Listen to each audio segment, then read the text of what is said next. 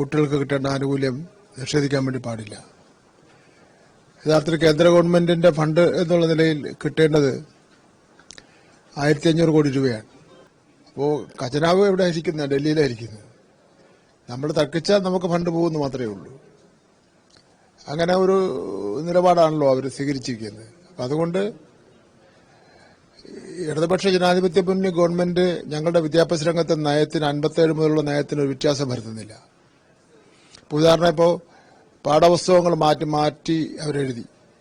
അവർ എന്തൊക്കെ ചെയ്തത്? അവർ മഹാത്മാഗാന്ധിയുടെ അസാസിനേഷൻ, അതുപോലെ ഗുജറാത്ത് കലാപം, മുഗൾ രാജവംശക്കാരുടെ ഭരണം, ഇതെല്ലാം ഒഴിവാക്കിക്കൊണ്ടുള്ള പാഠപുസ്തകം ഇറക്കി. ഞങ്ങൾ അപ്പം ബദൽ പാഠപുസ്തകം ഇറക്കിയല്ലോ.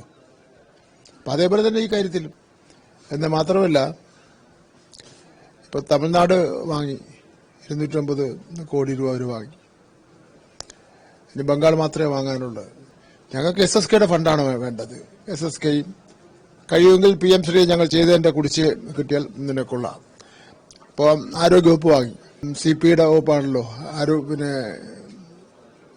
കൃഷി വകുപ്പ് അവരെ വാങ്ങി. പിന്നെ വാങ്ങിയ ഒരു വകുപ്പെന്ന് പറഞ്ഞാൽ ഉന്നത വിദ്യാഭ്യാസ വകുപ്പ് വാങ്ങി. അപ്പോൾ അവർക്ക് വാങ്ങാൻ പിന്നെ പൊതുവിദ്യാഭ്യാസ വകുപ്പിന് മാത്രം എന്താ പ്രശ്നം?